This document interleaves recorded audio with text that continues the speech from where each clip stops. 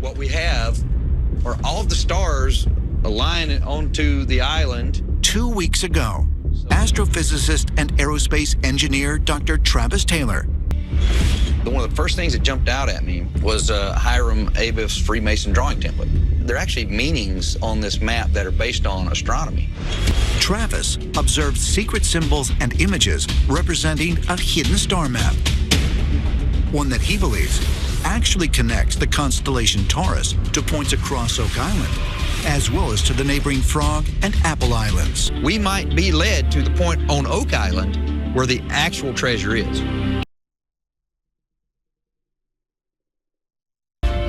Is that not a giant stone right there? It's amazing that we've run into big boulders at each point.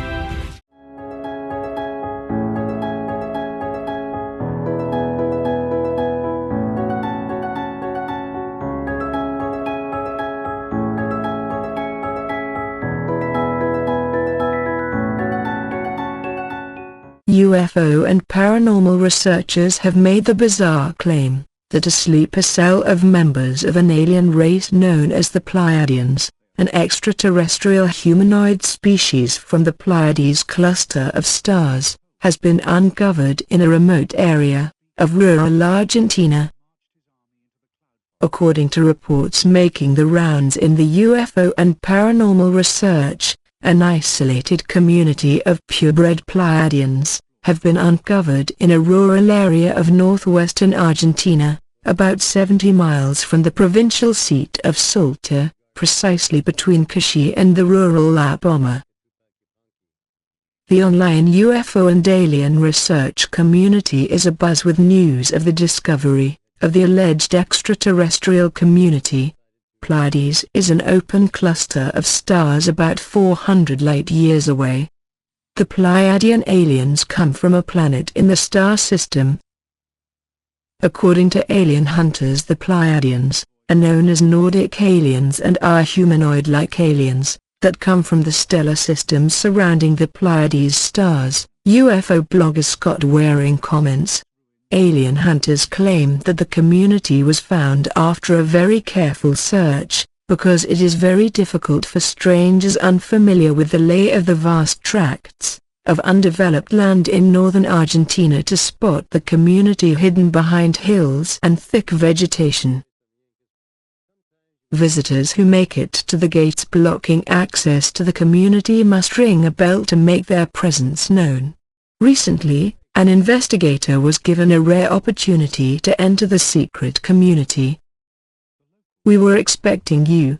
Our brothers of light told us you would be coming," a leader of the community reportedly told the investigator.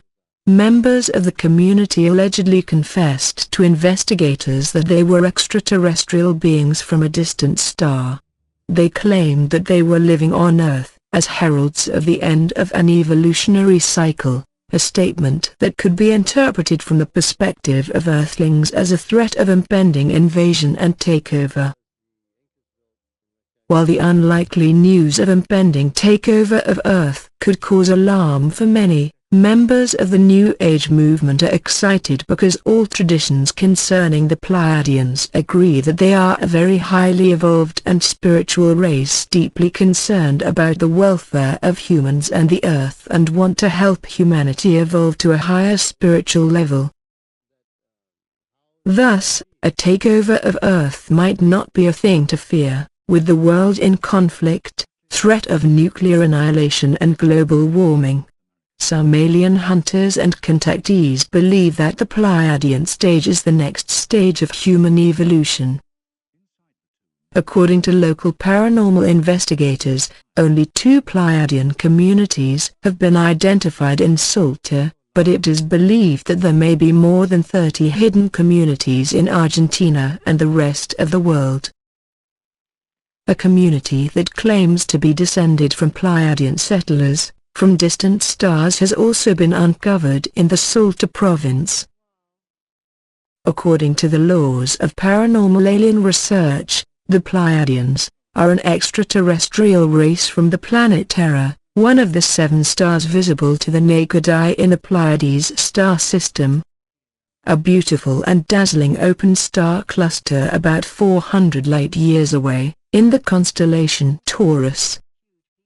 On the galactic scale of interstellar distances, Pleiades is one of the nearest star clusters to our Sun. Although only 7 stars in the cluster are visible to the naked eye, there are hundreds of stars in the system. According to ET experts, Nordic aliens or Pleiadians are very similar to humans in appearance, and it is often very difficult for the untrained eye to tell the difference. Thus, they are able to live among humans undetected. A way to identify a Nordic alien or Pleiadian, according to alien hunters, is to look out for exceptionally good-looking individuals with exaggerated Scandinavian or Nordic features, such as fair hair, skin, and blue eyes. Native Americans, such as the Cherokee, have legends that their ancestors came from Pleiades long ago. And while it is not thought that the modern-day Cherokee and other Native Americans are pure Pleiadians, alien hunters believe that they have Pleiadian genes. Some alien hunters also claim that the Scandinavian populations of northern Europe may have genetic links to fair-skinned Pleiadians, and that the recently discovered haplogroup I1 unique to Finland and Scandinavian populations was probably derived from Pleiadian ancestors. An apparent contradiction that arises from the claim that the Pleiadians are very spiritually advanced is that their native Pleiades star system is very young, only about 150 million years old, according to astronomers. According to scientists, if life has started evolving anywhere in the Pleiades star system, it could not have evolved beyond a level equivalent to bacterian on Earth.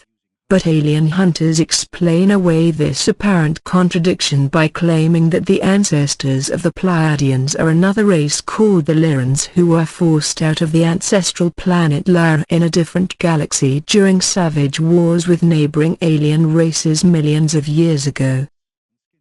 The Lyrans arrived in our galaxy on advanced intergalactic spaceships or beamships, similar to those used by the Grey Aliens. They settled in the Pleiades millions of years ago, and discovered Earth more than 200,000 years ago, alien contactees claim. Alien hunters and contactees claim that after they discovered Earth, the Pleiadians engaged in controlled and limited interbreeding with primitive humans. This explains why some human races, such as Native Americans and Nordic humans, are believed to have Pleiadian blood. This is very interesting, as it concurs almost exactly with a Maori legend recorded over 100 years ago by ethnologist Elsden Best, when he was living amongst the Tuhoi people.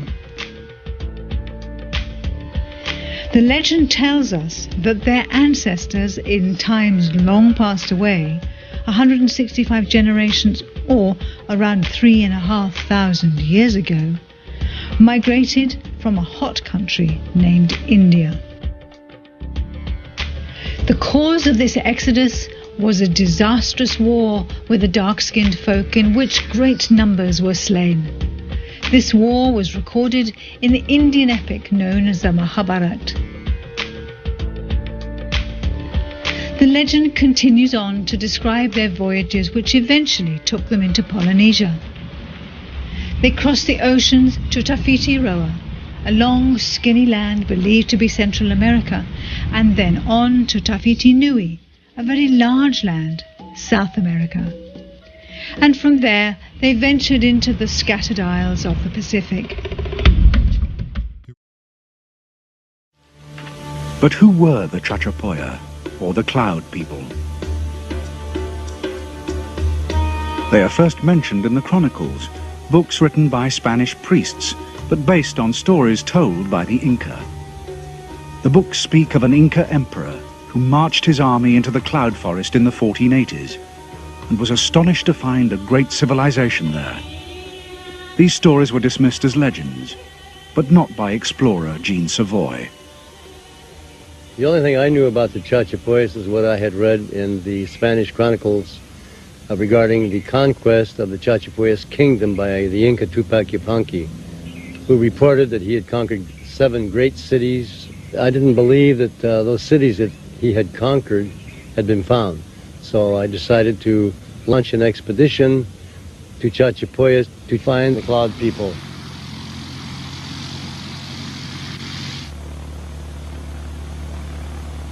It was 34 years ago that Jean Savoy first set off into the vast uncharted depths of the cloud forest. Finally, deep in the cloud forest, they came across ruins of great stone buildings hidden under centuries of jungle growth. I could actually at times hear the clashing of swords, the battles that were going on between the Incas and the Spaniards, or the Chachapoyas and the Incas. Sometimes you would find ceramic vessels just laying on top of the ground. It's as if they had fled these buildings and left them. It was very exciting to be in a virgin place that people hadn't been in for centuries. The locals had always known about the ruins. The natives were extremely superstitious about the ruins being enchanted. They talked about Solpe Machaco, which was a 7-headed snake that would wrap around you like a net.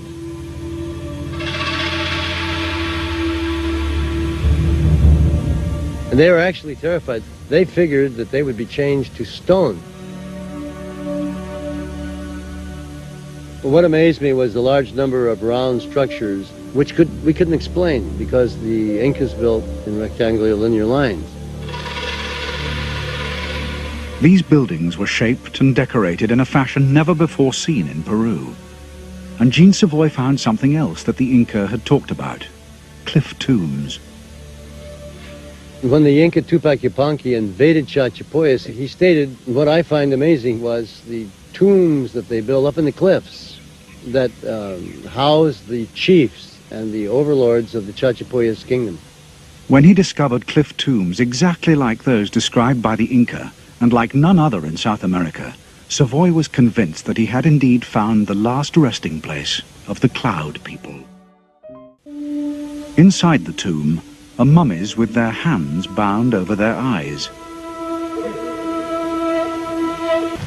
There are also a large number of mummies wrapped in sackcloth, with faces stitched on the outside. Wow,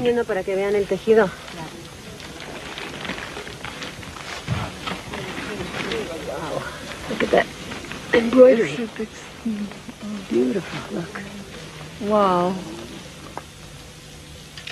Oh my gosh. Joey's saying a really big one's coming up. No. ¿Qué tan grande, Joey? Okay. These mummies seem to be physically different as well. Yeah? Mummy bundles ranging from babies to what seem to be really huge people. I mean, judging from the size of the mummy bundles, they must be about, 5'10", 5'11", which is really amazing. I've never been in a situation where I've been handed one mummy after another and just handed it to Sonia, who puts a label on it and then takes it off for storage in the cave and for bundling up for its journey to Laimabamba. The fact that the mummies are tall is potentially very significant. Buried deep in the Spanish chronicles are fascinating passages describing the Cloud people as beautiful and tall. They were a bit different to Andean people, and up till today, Chachapoyas, local people, look a bit different to other Andean people. That is reflected in the mummies. I think when the chroniclers said beautiful, it's because they were different and they were strong. Through the bones, they were taller, they were more robust, and if they had to live in this area, certainly they had to be more robust. Near the lake where the mummies were found is the great fortress of Cuelap, which is over 1,000 years old. Almost certainly built by the Cloud people, Cuelap is the most monumental structure in the Americas. Its incredible walls are over 60 feet high and stretch for more than 2/3 of a mile. The Great Pyramid of Egypt is a wonder of the world, yet this fortress was built from 2.5 times as much granite. all of which was carried to a mountaintop over 9,000 feet above sea level. Over 500 years ago, the people of Peru knew the secrets of using herbs and chemicals to preserve the human body.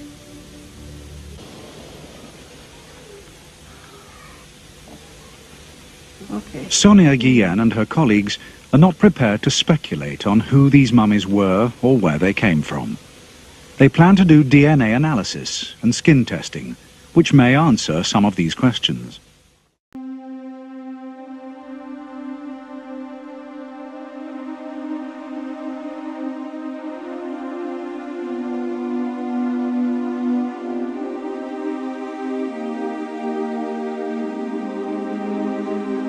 As we look at a bit of what is being called evidence of ancient atomic warfare, or simply atomic explosions, it is important to make a distinction. We have pondered the question of the technological sophistication of pre-flood civilizations.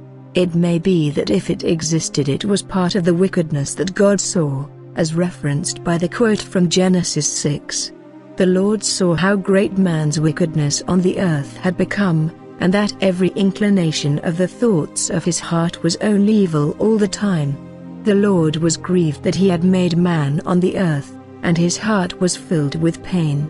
So the Lord said, I will wipe mankind, whom I have created, from the face of the earth, men and animals, and creatures that move along the ground, and birds of the air, for I am grieved that I have made them.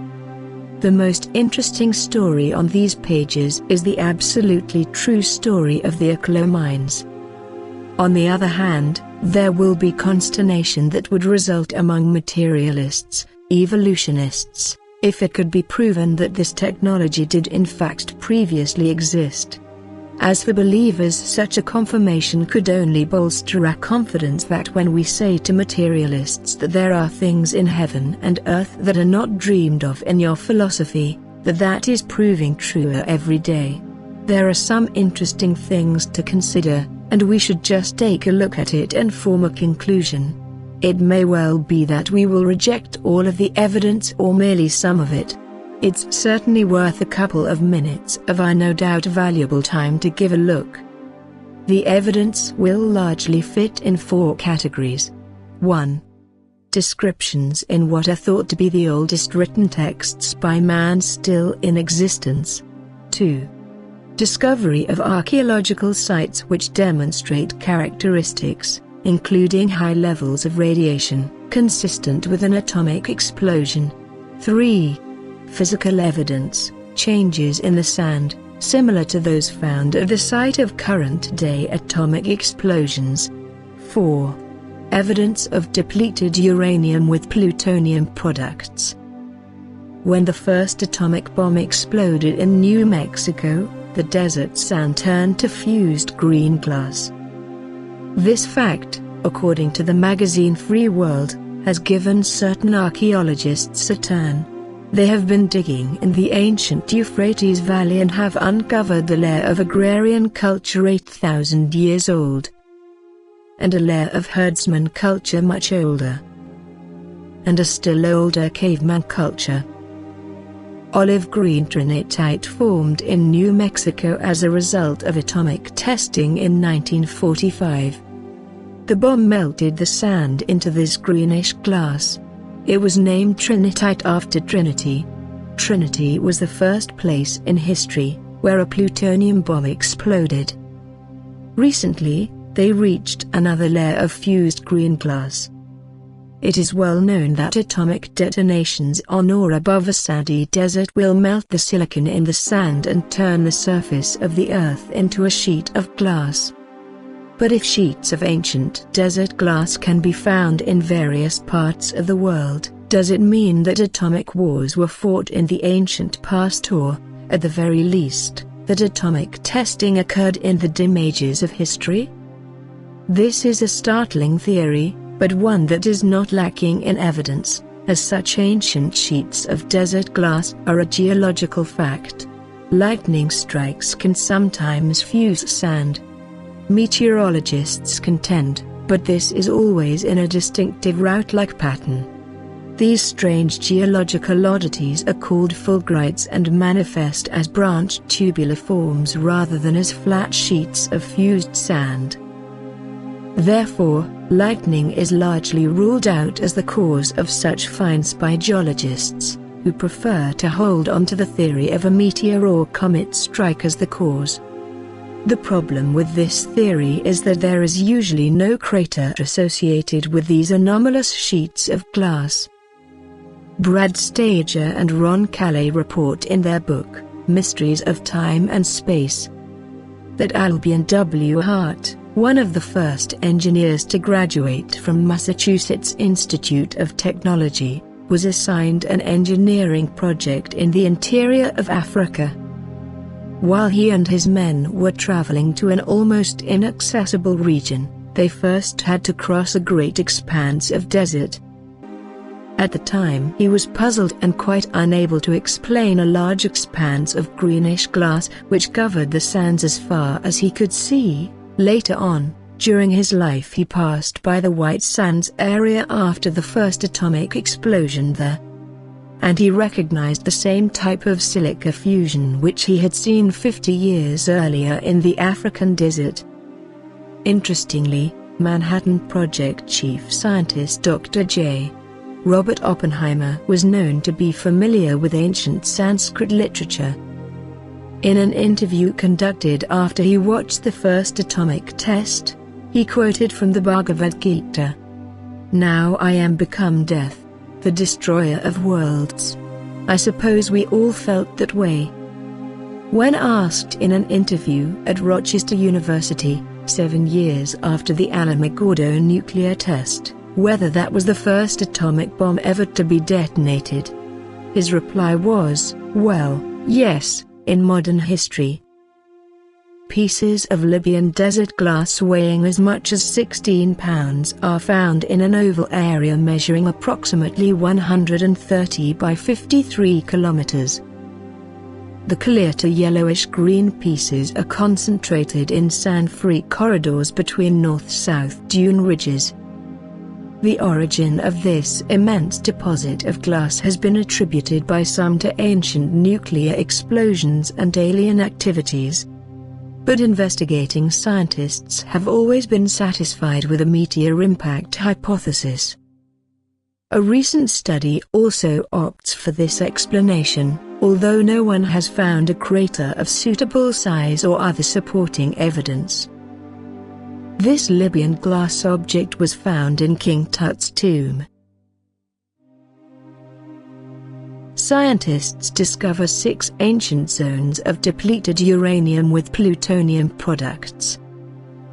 There are at least 6 zones of depleted uranium, usually means mined, and with plutonium as a byproduct. You've got to really be trying to manufacture plutonium. It's a complicated process. Yet, scientists studying these zones have a priori, of course, decided not to consider that man was involved. They place its occurrence safely billions of years ago. They assume that a breeding reaction could occur naturally when no such evidence of that exists, and creating a breed reactor was once a technological holy grail which was difficult to achieve on purpose. They theorize that although it must have happened naturally in the distant past, that we need not worry about it occurring now, as conditions differ. Nature designed the reactor such that its spent fuel and dangerous byproducts were contained. Scientists use the principle of uniformism to draw conclusions about the future and the past.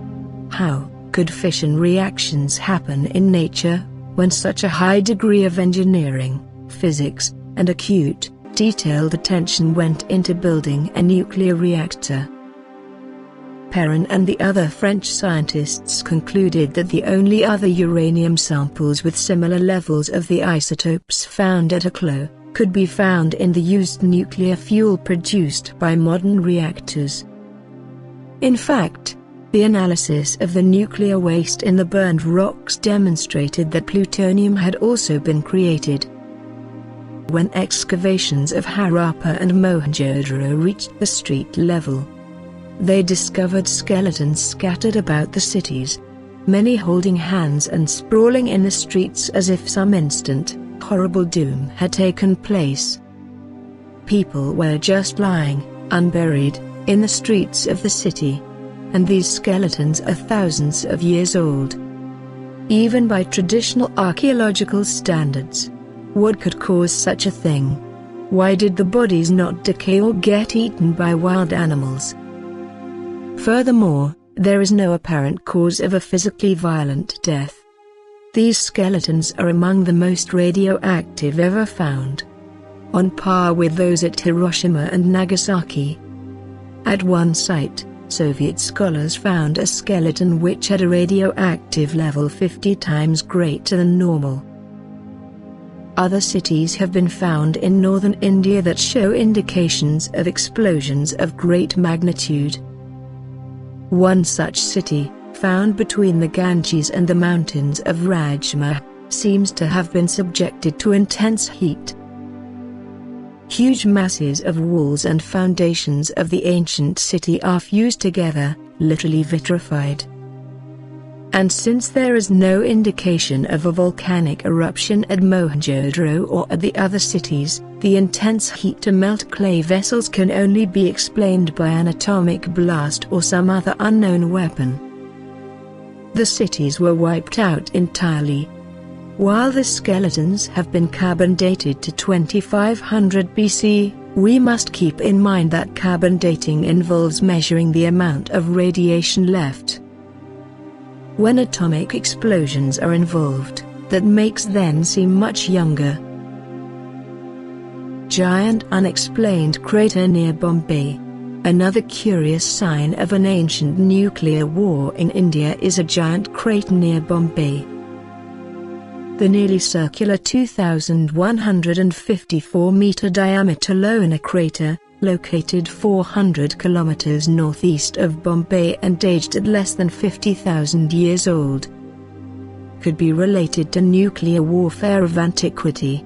No trace of any meteoric material has been found at the site or in the vicinity. And this is the world's only known impact crater in basalt. Indications of great shock, from a pressure exceeding 600,000 atmospheres, and intense, abrupt heat, indicated by basalt glass spherules, can be ascertained from the site. The crater is formed in the basalt rock of thickness 600 to 700 meters. This rock is made of many layers or flows which were laid by volcanic activity at various times. 5 of such flows are exposed at the crater rim. Thickness of these flows ranges from 5 to 30 meters. The crater is about 150 meters deep and has average diameter of 1.4 miles. The elevated rim consists of 25 meters of bedrock and 5 meters of ejecta over it. This ejecta blanket is spread over about 1,350 meters away from the crater rim and slopes away by 26 degrees. The uppermost region of ejecta contains the deposits that were melted due to the impact. A nuclear catastrophe in Paleo-Indian times? We introduce here a remarkable theory of terrestrial catastrophism that seems to be supported by evidence that is equally remarkable. One of the authors of this theory is identified as a nuclear scientist at the Lawrence Berkeley Nuclear Laboratory. The second author is a consultant. The author's credentials seem so good that we must take a close look at their extraordinary claims concerning a natural phenomenon that they believe reset radiocarbon clocks in north-central North America and, potentially, elsewhere on the planet. In the author's words, our research indicates that the entire Great Lakes region, and beyond, was subjected to particle bombardment and a catastrophic nuclear irradiation that produced secondary thermal neutrons from cosmic ray interactions. Desert glass scarab. What produced the intense heat in the desert? In 1996 in the Egyptian Museum in Cairo, Italian mineralogist Vincenzo de Michele spotted an unusual yellow-green gem in the middle of one of Tutankhamun's necklaces. The jewel was tested and found to be glass, but intriguingly it is older than the earliest Egyptian civilization. Working with Egyptian geologist Ali Barakat, they traced its origins to unexplained chunks of glass found scattered in the sand in a remote region of the Sahara Desert. But the glass is itself a scientific enigma. How did it get to be there, and who or what made it?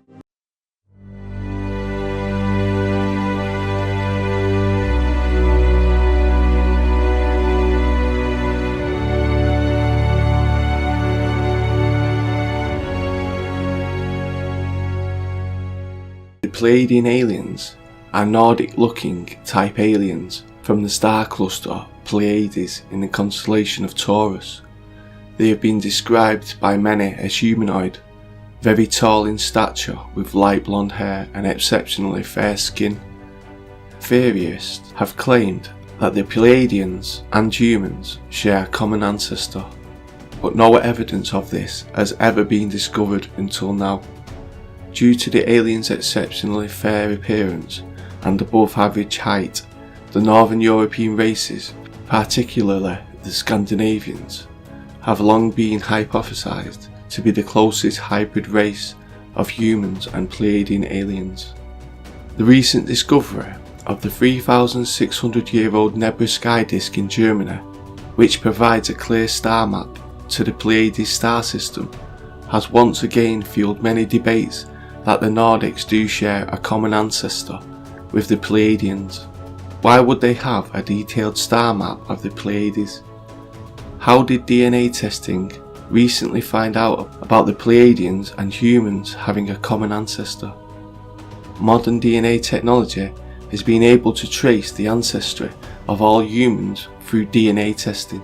All humans share common DNA markers or traits that allow geneticists to trace your ethnic groups.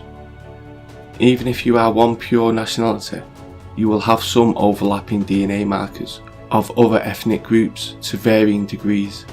After all, we are all humans, or are we? Haplogroups relate to our deep ancestry. Deep ancestry is not traditional genealogy. It is not for tracing family or confirming family linkages.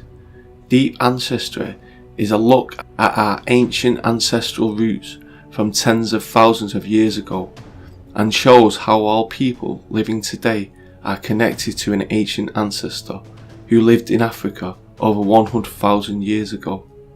The World Geneographic Project has been testing haplogroups worldwide, and until recently has had no cause for alarm, until it was discovered that between 4,000 and 6,000 years ago, a small group of extremely unusual DNA was introduced into the population of Denmark. Geneticists have named it Haplogroup 1 and have no idea where it came from. It only appears in the Nordic races and to small degrees in countries that have been invaded by the Nordics, such as England and Ireland. No other group of people on the planet have this DNA unless they have come in contact with Nordic people. It is the root cause for the Nordic appearance. All other Europeans and most humans have R, R1A or R1B haplogroups. It is suggested that Nordic people have alien ancestors. They do have a large amount of distinctive DNA that is without explanation and is not found anywhere else. They resemble Pleiadian aliens and appear to have been hybridized by the advanced Pleiadian aliens in our ancient past. Other Nordic anomalies. They can tolerate extreme climates that other humans cannot. Exceptionally physical people often display great strength. They look completely different than any other Europeans. 95% atheists and have no belief in a god system. Extremely intelligent, scientific, were able to sail around the globe using the stars as guides from memory. Unable to be directly exposed to our Earth's sun without burning, suggesting they did not evolve on Earth.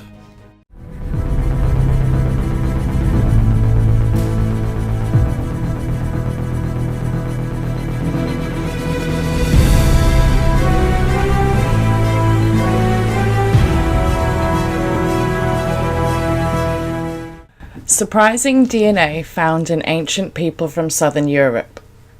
Since the beginning of human migration, the Iberian Peninsula, home of the modern-day Spain and Portugal, has been a place where cultures of Africa, Europe and the Mediterranean have mingled. In a paper in the new journal Science, a group of 111 population geneticists and archaeologists charted 8,000 years of genetics in the region. They paint a picture that shows plenty of genetic complexity, but that also hints at a single mysterious migration about 4,500 years ago that completely shook up the ancient Iberians' DNA. The team searched DNA evidence for clues to how and when various populations became part of the Iberian Peninsula's gene pool.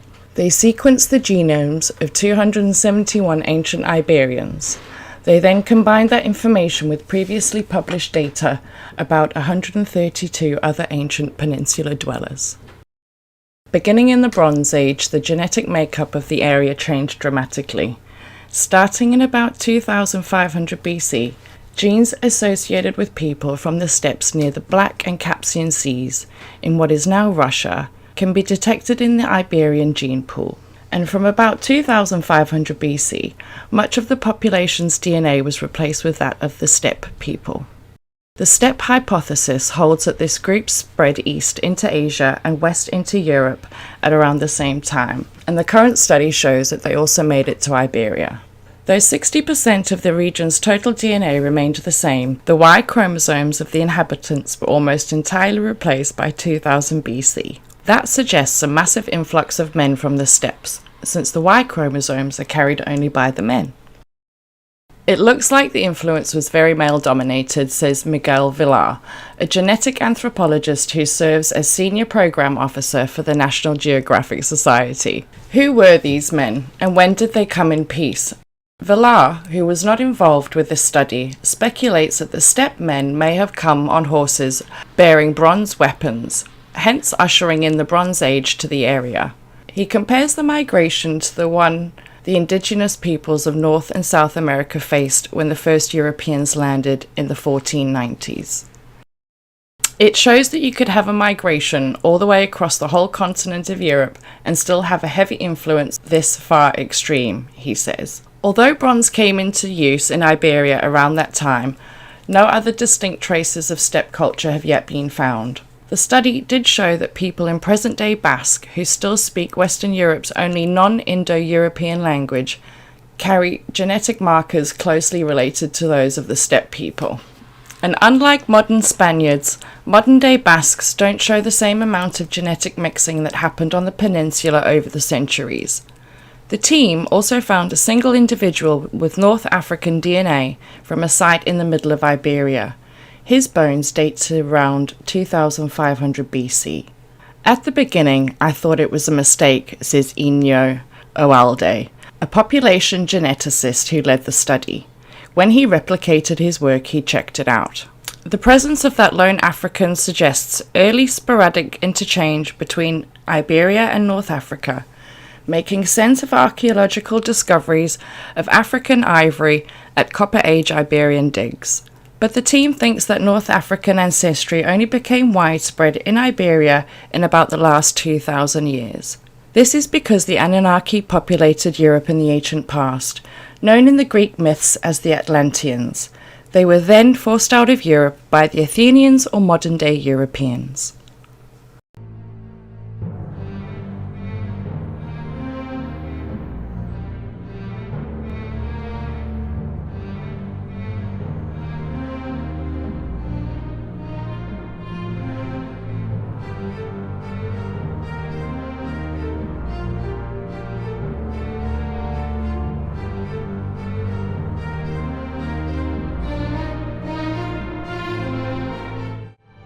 We turned the switch, saw the flashes, watched for 10 minutes, then turned everything off and went home. That night I knew the world was headed for sorrow. physicist Leo Szilard, atomic bomb builder. It was a single projectile charged with all the power of the universe, an incandescent column of smoke and flame, as bright as 1,000 suns, rose in all its splendor. It was an unknown weapon which reduced the ashes to the entire race of the Vrishnis and the Andhakas. The corpses were so burnt as to be unrecognizable. The hair and nails fell out, pottery broke without apparent cause, and the birds turned white. After a few hours, all foodstuffs were infected. The Mahabharata. During the first Egyptian pyramid war between Horus and Seth, Horus strikes, and he let loose against them a storm which they could neither see with their eyes nor hear with their ears. It brought death to all them in a single moment. Sitchin, 1985. This sounds to me like the gamma-ray neutron pulse from a sub-kiloton nuclear weapon, which has no fireball and the nuclear radiation extends far beyond the blast wave. Zeus battles the Titans. The hot vapour lapped around the Titans of Gaia born. Flames unspeakable rose bright in the upper air. The flashing glare of the thunderstone, its lightning blinded their eyes, so strong it was. Astounding heat seized chaos. It seemed as if earth and wide heaven above had come together. A mighty crash, as though earth was hurled to ruin. Also were the winds brought rumbling, earthquake and dust storm, thunder and lightning. Sitchin, 1985. Zeus conquering Typhon. A flame shot forth from the stricken lord in the dim, rugged, secluded valley of the mount when he was smitten. A great part of huge earth was scorched by the terrible vapour, melting as tin melts when heated by man's art. In the glow of a blazing fire did the earth melt down. Sitchin, 1985. Biblical references to nuclear warfare. The destruction of Sodom and Gomorrah. Abraham looked towards Sodom and Gomorrah as he beheld and saw smoke rising from the earth, as the smoke of a furnace. Genesis 18:27. And the Lord sent thunder and hail, and the fire ran along upon the ground, and the Lord rained hail upon the land of Egypt. Exodus 9:23. And it came to pass, as they fled from before Israel, and were in the going down to Bethoron, that the Lord cast down great stones from heaven upon them to Azkah, and they died. They were more which died with hailstones than they whom the children of Israel slew with the sword. Joshua 10:11. And the fire of God came down from heaven and consumed him and his 50. 2 Kings 1:12. Thou shalt make them as a fiery oven in the time of thine anger. The Lord shall swallow them up in his wrath, and the fire shall devour them. Psalms 21:19. A fire goeth before him, and burneth up his enemies around about. Psalms 97:3. Thou shalt be visited of the Lord of hosts with thunder, and with earthquake, and great noise, with storm and tempest, and the flame of devouring fire. Isaiah 29:6. There are many other clues regarding nuclear warfare. Childress discusses ancient atomic warfare. First, Hattusis in Turkey, where parts of the city are vitrified, and the walls of rock are partly melted. He then discusses Sodom and Gomorrah and compares them with Hiroshima and Nagasaki. He thinks of Sodom, Gomorrah, Zor, Admah, and Zeboim, Genesis 14:2, were destroyed, creating the Dead Sea. He quotes L.M. Lewis, Footprints on the Sand of Time, who argues for atomic explosions, and he quotes from the Mahabharata, an excellent description of an atomic battle, in which Arjuna is given a celestial weapon, which he cannot use against humans, for it might destroy the world, but he could use it against any foe who is not human. From the Mahabharata, as quoted by Charles Bellitz, 1972, is probably the best description of ancient atomic warfare one can find. It was a single projectile charged with all the power of the universe, an incandescent column of smoke and flame, as bright as 1,000 suns, rose in all its splendor, It was an unknown weapon, an iron thunderbolt, a gigantic messenger of death, which reduced to ashes the entire race of the Vrishnis and the Antakas. The corpses were so burnt as to be unrecognizable. Their hair and nails fell out, pottery broke without apparent cause, and the birds turned white. After a few hours, all foodstuffs were infected. To escape from this fire, the soldiers threw themselves into streams to wash themselves and their equipment. Steinhauser, 1975, relates a story from the Ramayana. When the god Rama was threatened by an army of monkeys, he put a magic arrow into action. This produces a flash of lightning stronger than the heat from 100,000 suns, turning everything to dust. The hair of survivors fell out, their nails disintegrate. We know of such magic weapons from Sodom and Gomorrah and from Hiroshima and Nagasaki. Mohenjo-Daro and Harappa, Pakistan. Dave Davenport, 1996, who spent 12 years studying ancient Hindu scripts and evidence at the site of Mohenjo-Daro, declared in 1996 that the city was instantly destroyed 2,000 years BC. The city's ruins reveal the explosion's epicenter, which measures 50 yards wide. At that location, everything was crystallized, fused or melted. 60 yards from the center, the bricks were melted on one side, indicating a blast. The horrible, mysterious event of 4,000 years ago was recorded in the Mahabharata. According to that text, white-hot smoke that was 1,000 times brighter than the sun rose in infinite brilliance and reduced the city to ashes. Water boiled, horses and war chariots were burned by the thousands. The corpses of the fallen were mutilated by the terrible heat that they could no longer look like human beings. From one of the oldest chronicles of India, the Book of Daizan. Separation did not bring peace to these people, and finally their anger reached a point where the ruler of the original city took with him a small number of his warriors, and they rose into the air in a huge shining metal vessel. While they were many leagues from the city of their enemies, they launched a great shining lance that rode on a beam of light. It burst apart in the city of their enemies, and with a great ball of flame that shot up to the heavens, almost to the stars. All of those who were in this city were horribly burnt, and even those who were not in the city but nearby were burnt also. Those who looked upon the lance and the ball of fire were blinded forever afterward. Those who entered the city on foot became ill and died. Even the dust of the city was poisoned, as were the rivers that flowed through it. Men dared not go near it, and it gradually crumbled into dust and was forgotten by men. When the leader saw what he had done to his own people, he retired to his palace and refused to see anyone.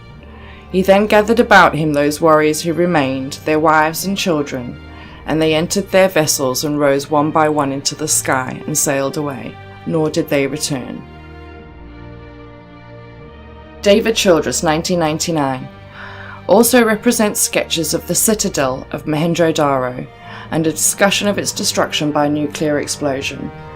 Harappa and Mohenjo-Daro were the main cities of the Harappa culture and of the Indus Valley, an amazingly uniform and advanced urban civilization existing between 2500 and 1500 BC, the beginnings of which remain obscure.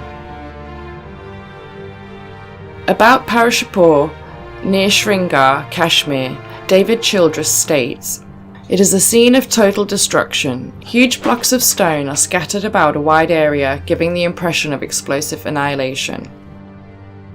Zachariah Sitchin, 1985, devotes an entire chapter to this discussion of nuclear warfare in ancient times in Mesopotamia and the Sinai Peninsula. In his book, he also suggests the destruction of the Sinai space facilities by nuclear weapons he offers as evidence. The immense cavity in the center of the Sinai and the resulting fracture lines, the vast surrounding flat area covered with blackened stones, traces of radiation south of the Dead Sea. The near extent and shape of the Dead Sea is still there 4,000 years later. He maintains that the radioactive fallout from this operation wiped out the area around Sumer for a period of 70 years until 1953 BC. So did the gods use nuclear weapons in their struggles with each other and with mankind? You be the judge.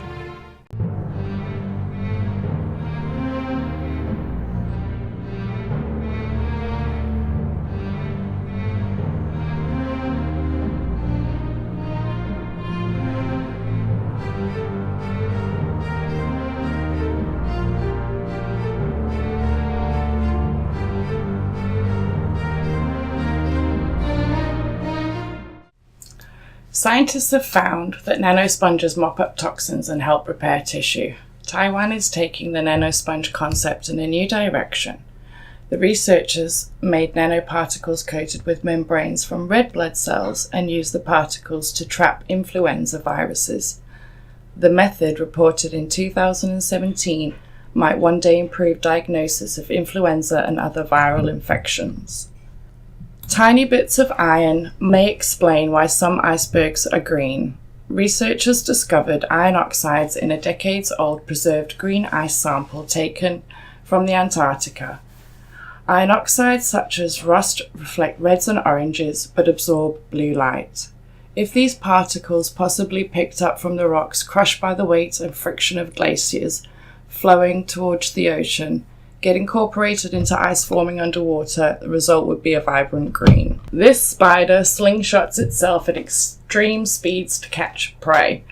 The slingshot spider's maximum acceleration is over 1,100 meters per second squared. Cheetahs, by comparison, accelerate up to 13 meters per second squared. Gene editors may not be as safe as first thought. Researchers hope to use base editors to make improvements to crops or correct genetic diseases in people one day. But the new findings suggest that some base editors still have challenges to overcome before being safe for use. Geneticists are pushing for a 5-year global ban on gene-edited babies. Microwaved grapes make fireballs, and scientists now know why. Electromagnetic waves bounce back and forth inside a grape, creating plasma. Plasma forms because the fruit is the right size to trap the device's electromagnetic waves.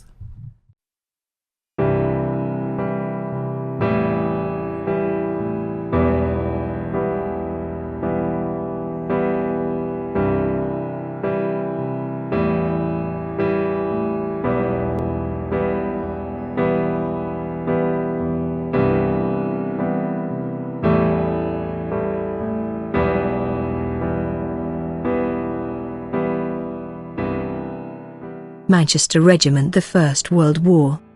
The 1st Battalion moved to France, landing at Marseille in September 1914. The 1st Battalion moved to the front line on the 26th October, relieving a battalion of the Bedfordshire Regiment near Festubert. 3 days later, a heavy bombardment preceded an attack by a German force directed against the 2nd Battalion, Manchester's, and the 1st Battalion, Devonshire Regiment.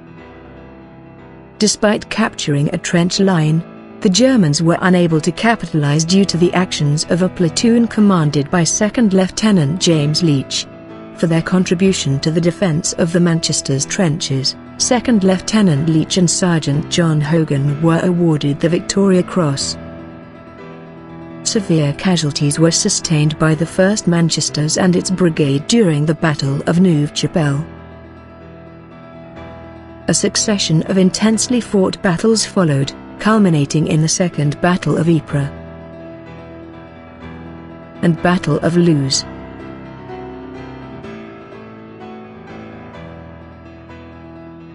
The 2nd Manchester's embarked for France with the 5th Division in August 1914 and contributed to the rearguard actions that supported the British Expeditionary Force's retreat following the Battle of Mons.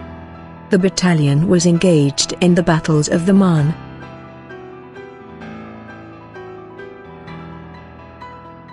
the Aisne,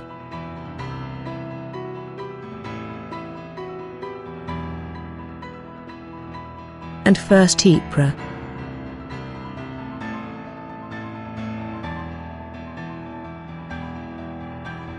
On the 1st of July 1916, the first day of the Battle of the Somme, the regiment had 9 battalions committed, including the 16th, 17th, 18th and 19th Manchester Pals, all serving in the 90th Brigade of the 30th Division. The day proved to be the deadliest in the British Army's history, with more than 57,000 killed, wounded or missing.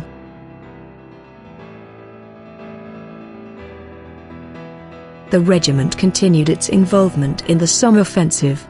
In late July, the 16th, 17th and 18th Manchesters attacked an area in the vicinity of the small village of Guillemont.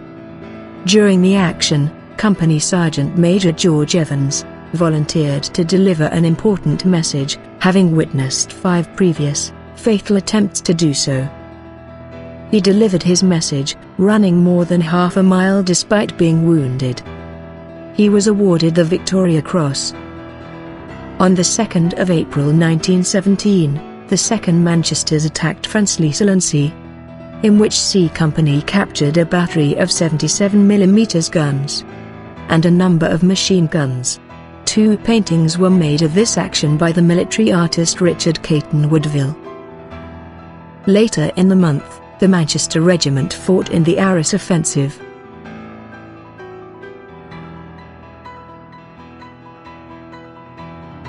The Third Battle of Ypres had got underway in June with a preliminary assault on Messines. The Manchester Pals Brigade fought in the offensive's opening battle, at Pilkham Ridge, on the 31st July. During 3rd Ypres, Sergeant Coverdale, of the 11th Service Battalion, killed 3 snipers, rushed 2 machine gun positions, then reorganized his platoon to capture another position. Though after advancing some distance was forced back due to bombardment from the British artillery, suffering 9 casualties in the advance. In March 1918, the German army launched an all-out offensive in the Somme sector. Faced with the prospect of continued American reinforcement of the Allied armies, the Germans urgently sought a decisive victory on the Western Front. On the morning of the 21st March, the 16th Manchesters occupied positions in an area known as Manchester Hill, near to St. Quentin. A large German force attacked along the 16th front, being repulsed in parts, but completely overwhelming the battalion elsewhere. Some positions lost were recaptured in counterattacks by the 16th. Though encircled, the 16th continued to resist the assault, encouraged by its commanding officer, Lieutenant Colonel Wilfrid Elstob.